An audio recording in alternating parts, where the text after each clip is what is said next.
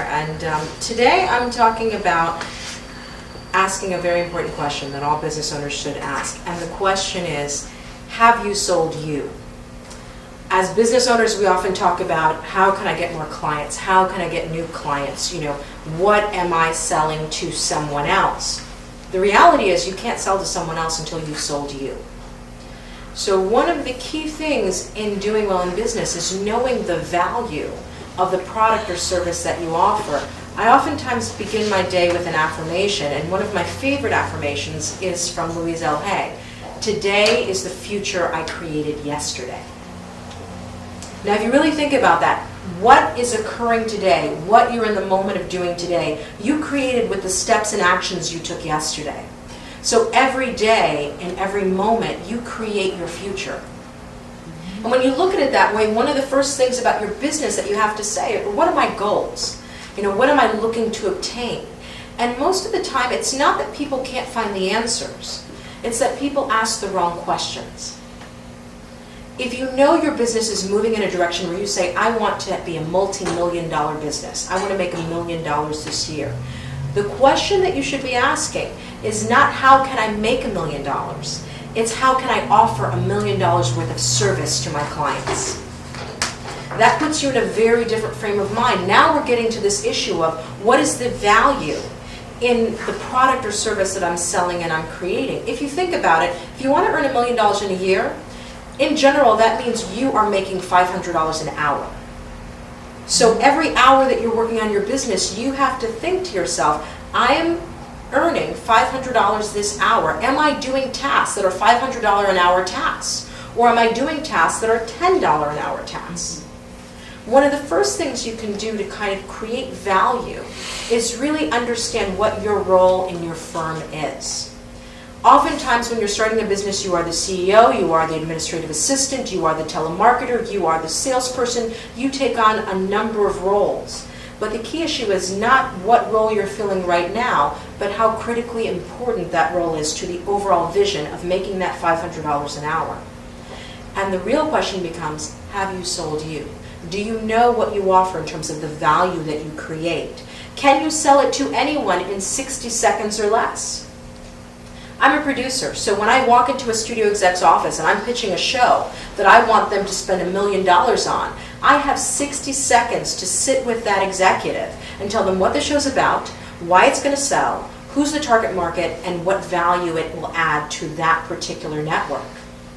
For every business owner, it's important to have what we call a 60-second elevator pitch. Because you could be in Starbucks, you could be in Barnes & Nobles, you could be at the grocery store, you could be at Home Depot, and your client is to the left of you, to the right of you, to the front of you, and to the back of you. And you've got 60 seconds of their time to tell them who you are, what you have to offer, and why they absolutely cannot live without it. But the question is, have you sold you? Products don't sell, passion does. So if you're not passionate about what you sell, if you don't understand the value of what you sell, if you don't understand that it's priceless, that your target market needs you more than anybody else in your competitor range, you will not be able to close that deal. So one of the first issues when we talk about, okay, have I sold me? It's what value do I create? What is my product? What value does it add? Does it add peace to somebody's life? Comfort, security, stability, excitement. People buy not the product, but how they will feel and how their lives will change because of the product or service. So when you start to talk about, well, what is it that I offer? You have to really ask yourself, what do I give to this person in the form of relationship that adds to their life? Because in those 60 seconds, that's what they want to know from you. They don't want to know who you are. They don't want to know what your job title is. They don't want to know where you work. They want to know what is what you do and how is what you do. How's it going to change my life? People spend hundreds of dollars a week at Starbucks. They can spend thousands on your services or products.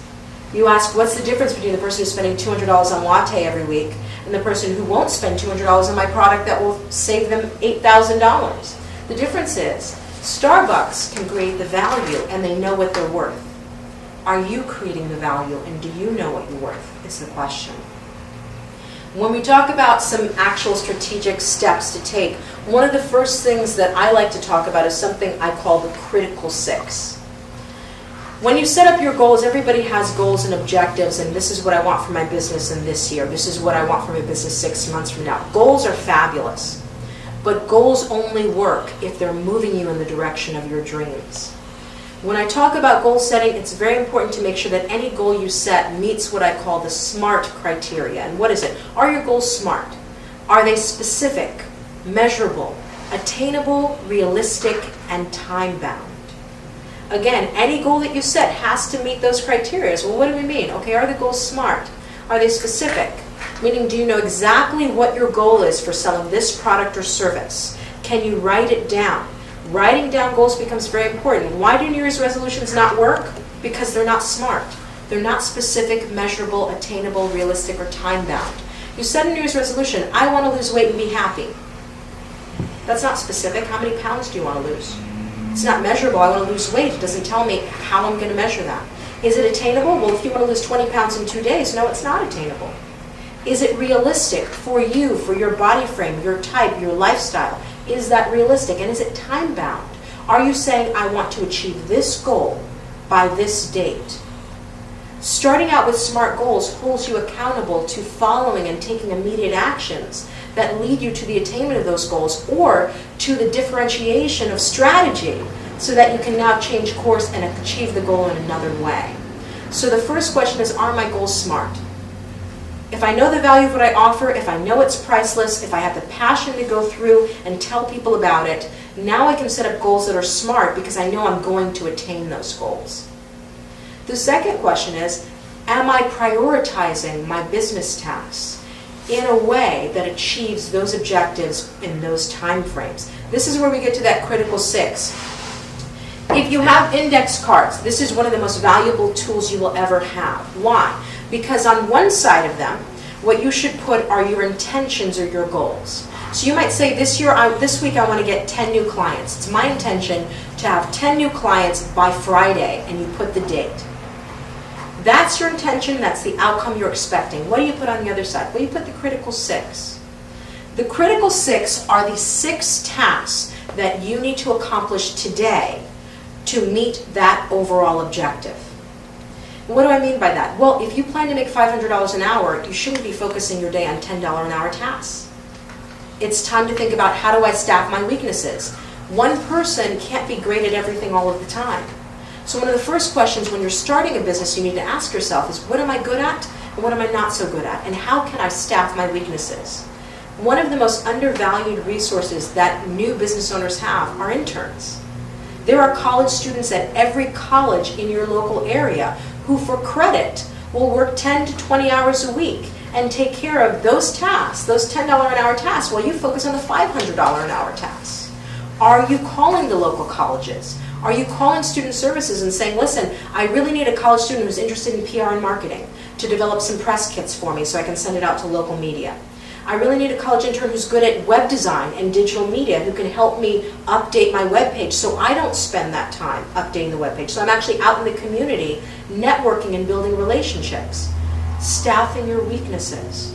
When you get to that critical 6, 1 through 6 have to be the most important items that you need to get done during the day to accomplish that intention or goal that's on the other side of that 3x5 card. What's the importance of that?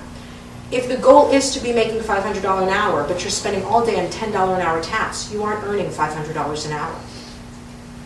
The critical 6 keeps you focused, and there's nothing more powerful than being focused on what your objectives or your goals are. So how do you use it? Well, you take a card, you write down, today, this is my intention. I may want to accomplish $1 million this year.